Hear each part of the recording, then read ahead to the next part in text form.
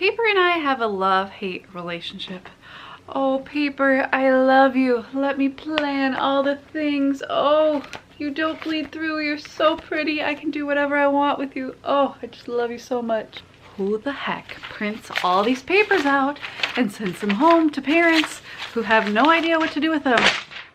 Who does it? Is it you? Hey guys, Sarah here, former English teacher, paper lover, and former daycare provider slash nanny. I've done a lot of things that have a lot to do with paper, and I am a huge planner enthusiast. I am the mom to 3 little girls, ages 5.5, 3, and 4 months old, and you better believe my kids love to craft and color, and so paper explodes when it walks into my house.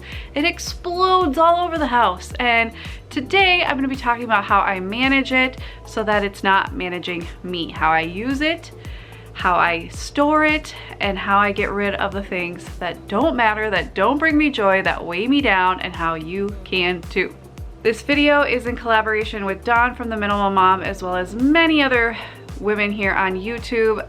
As part of a clutter-free January, we've been going through different areas of our house and different types of things over the course of January and decluttering and talking about our own tips and tricks and just commiserating with you guys and decluttering right along with you. So the first week we talked about kitchens. I will link to my pantry video below. Last week we talked about clothing, and I talked about kids clothing in particular and my systems for that. I will also link that below. And this week it's all about paper. And make sure you subscribe so next week you can see our storage areas and sentimental items. And I'm actually going to be decluttering this huge thorn in my side, which is our tool cabinet. It's a hot mess. So make sure you subscribe and stick around for more videos like this one. So today we're talking all about paper clutter. I have 3 kids, only one is in school, so I know once all 3 of them are in school, paper is gonna be even more of a big issue. So I really wanted to tackle it while my kids are little so that it's not becoming this huge thing where, like my parents have, just tubs and tubs full of papers from school that now I'm supposed to go through and decide if I want to keep them, which is a lot to put on an adult child. So I don't want that for my kids. I also don't want paper clutter everywhere. I want our house to be a very tidy, organized, creative place where they can create, but the creations aren't exploding everywhere. So I'm gonna just walk you through some of our systems that maybe will help you as well. So the very first thing when it comes to paper clutter is to have places for incoming things. I do have a Sunday basket that I use religiously. I love it. I have videos on that below, and I know Dawn from The Minimal Mom has talked about it, but like she talked about in her videos on this subject, sometimes it can get kind of overwhelming if you just throw everything in a Sunday basket. So I actually have a few different places where I put incoming paperwork. So like I mentioned, I have my Sunday basket right here. It's in this little alcove countertop next to our fridge, and I just put basically bills, things that need to shred, things that I might need to get to soon, I will put in there, and I go through that once a week. I will put the shred stuff in my shred pile in the basement, and then when that is full, I just take it to like a paper store or a shipping store, and they can usually shred it for you, or you can definitely hand shred. I'm just lazy and don't like to do that, and I procrastinate if I put it off too long. So that goes in here. As well as just other random things like keepsakes and things. Stuff that needs to go in our storage boxes basically will go in here. So like I still have my baby's footprints for when she was born 4 months ago. I don't have a good setup quite yet for her keepsakes, but anything that needs to go into storage or needs a filing place that I don't have created yet, that will go in there so that I will eventually do it and I know where it is. So that's stuff that needs to be taken care of in a reasonable amount of time, goes in my Sunday basket.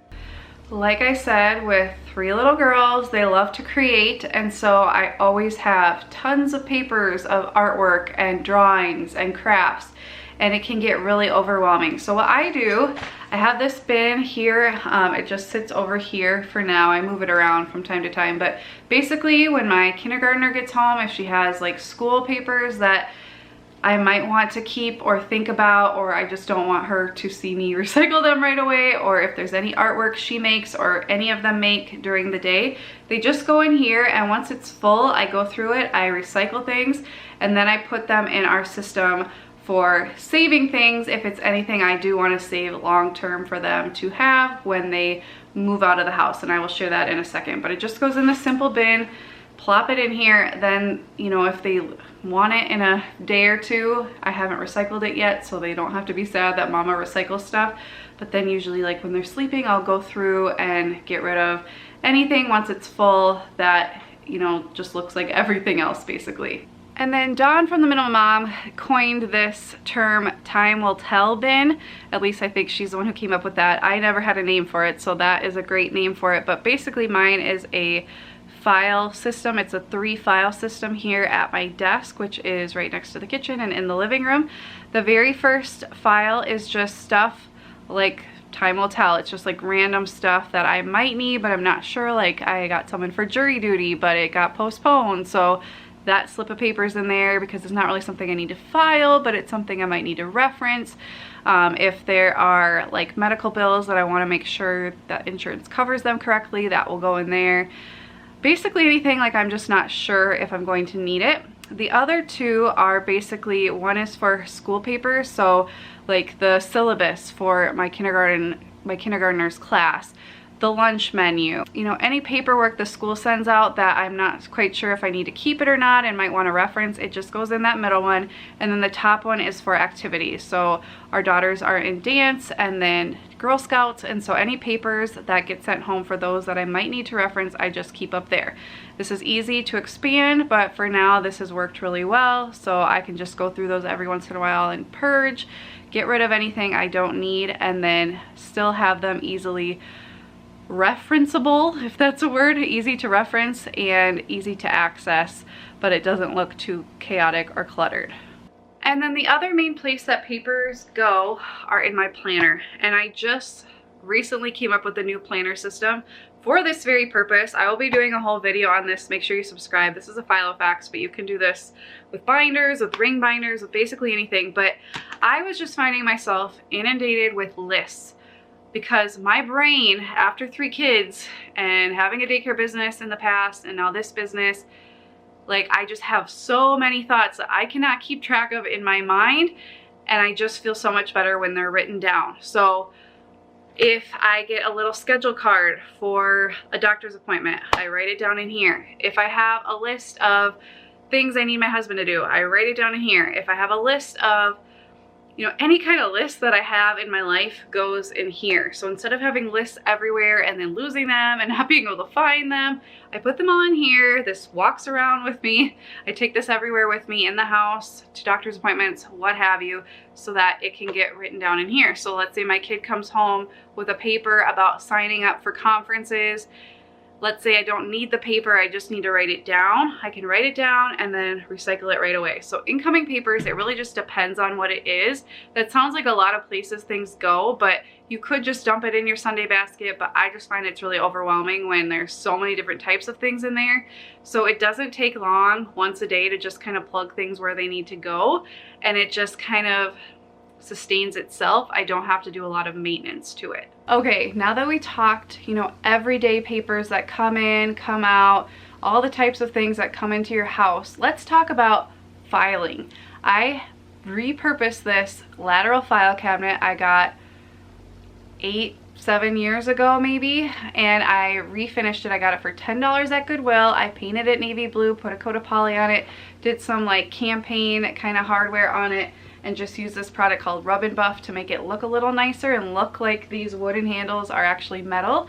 And this makes this very functional, but it also makes it just a piece of furniture. And since I don't have a big office space in our house, and up until this point I didn't have an office at all, I just had to make use of our living room, this really works well because it hides all of our files. Nobody who comes over even knows it's a file cabinet, except now that I'm sharing it. And it's just really pretty, but I can actually use it for filing.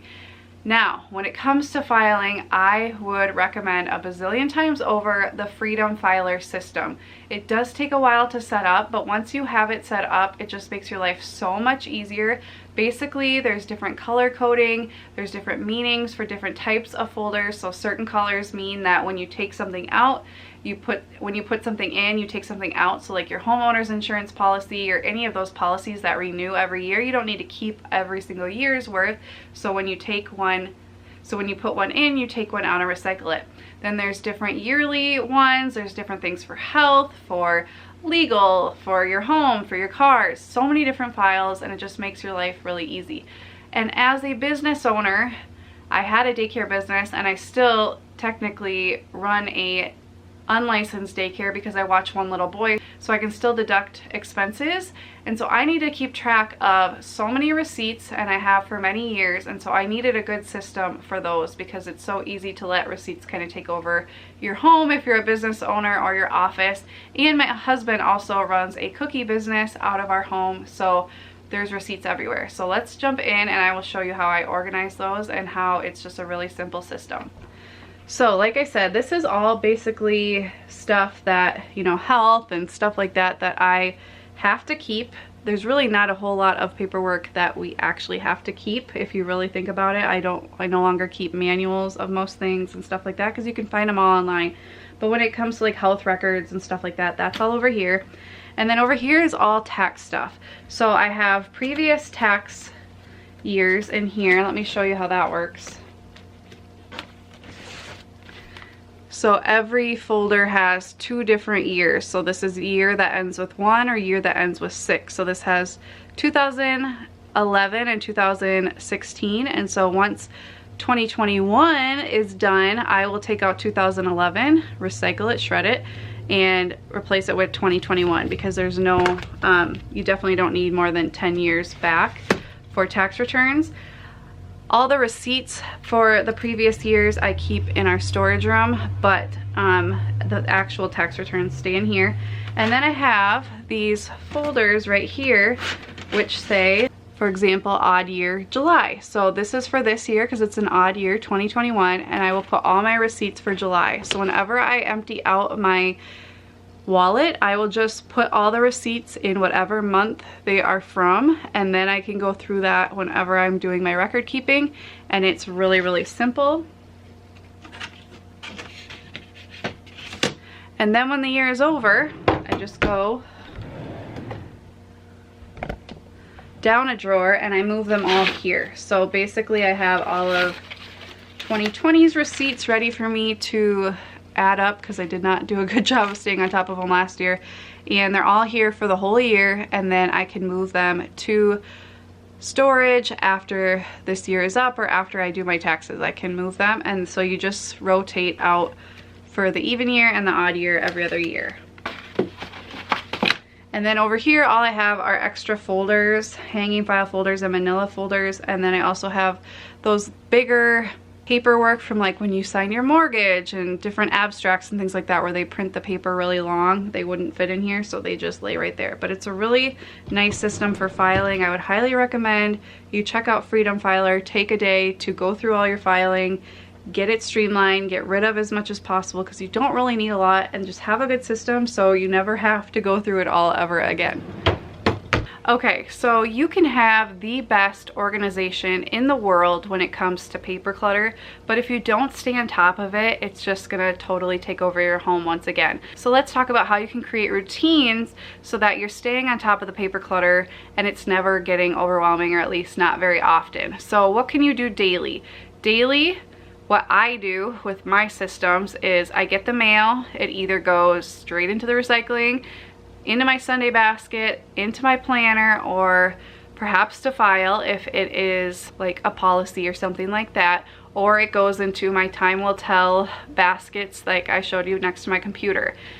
So that's on a daily basis. Also on a daily basis, you know, I'm emptying out my kids' backpack, I'm putting drawings into the basket that I showed you for artwork. Those are all daily things. Another tip I have is to never let a paper pile sit for more than a day. So if you have a paper pile accumulate, either put it in your planner, put it where it needs to go, file it. If it's something like you're kind of in the middle of, put it in a folder or stick it somewhere where it's not like all over your kitchen counter. So like put it by your desk or in your work bag if it's a work project. Just don't let it pile up, because I feel like when paper sits, it breeds, and it's just going to invite more paper clutter into the point where you're ending up losing the papers, or it's just sitting there collecting dust and you're not actually doing anything with it. So on a weekly basis, I go through my Sunday basket, and that's when, you know, I will either just keep stuff in there. I might run stuff down to the storage room to put stuff away, although I really only do that like once a month. If my paper bin of artwork is getting overwhelming, I will recycle those once a week, but it's usually more like once a month. And then I will empty my receipts out of my wallet and put those away.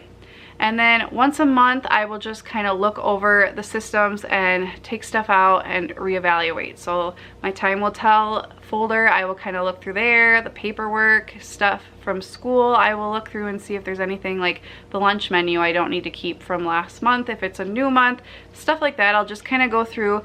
I don't strictly like write it down to go through once a month, but when it starts to get kind of overwhelming to me, that's when I will go through it and start fresh, and it just feels really good to get rid of anything that I don't need when it comes to paper. And then once a year is pretty much all I really need to go and flip stuff around. So at the end of the school year, I will go through all of the paperwork. I'll go through all the school papers and all the artwork, and I will file them away in our bins that we use for school papers. And so what I do for this, I actually had somebody locally make me some of these bins. You could easily do it yourself. It just was one less thing for me to do. And there's a folder for each grade, and so I really have to be selective about what I'm going to keep. And the goal is, when my children graduate, all they are getting is that one bin from school. I'm not going to have bins and bins. It's just going to be the best complete version of their schooling in one bin. Hopefully it won't be two, but at the most two, depending on like school papers, but those should be digital as well. So we'll just kind of see how it goes over time, but at the most 2 bins that they will take home. And so about at the end of the school year, I don't really go in there a lot more often than that, maybe quarterly at the most. I will just take any of their keepsakes or special papers or special artwork, and I will file it away in there. And that's when I can really be selective and see what we have. Like maybe I have way too much art for kindergarten, and I'll have to really pare it down and get rid of it. But it's nice when you can kind of see the whole year instead of just shoving stuff in there every month and then realizing by the end of the school year you have like the whole bin full. I just like to go through it at the end of the year or every quarter if it's kind of getting to be too much, and then I will file stuff in there, and then I am done for the year, and it feels really good. And then the other thing I do yearly is just the receipts. I will take those, pack them up, and put them in our storage room. I try to only save those for 7 years because that's what the IRS recommends, because you can only be audited for the past 7 years, I believe. I'm not a tax professional, but that's what I've heard in all my trainings and things. So after 7 years, you usually should be okay to dispose of any receipts and things like that for tax purposes. So that is my entire paper system. There's a lot of components, but it just works really well for us. I know every family is different, every family has different circumstances, but this system has worked really well for us in this season. So I hope you found something you enjoyed in this video. YouTube has disabled our comments, so if you want to share your own paper clutter tips, please head over to our community tab and find the thumbnail for this video, and you can comment there. As always, I'm so happy to have you here. If you're new, please subscribe. I'd love to have you as part of our Glue Stick family, and thank you so much for watching. I'll see you next week for a tool cabinet organizing video. Bye guys.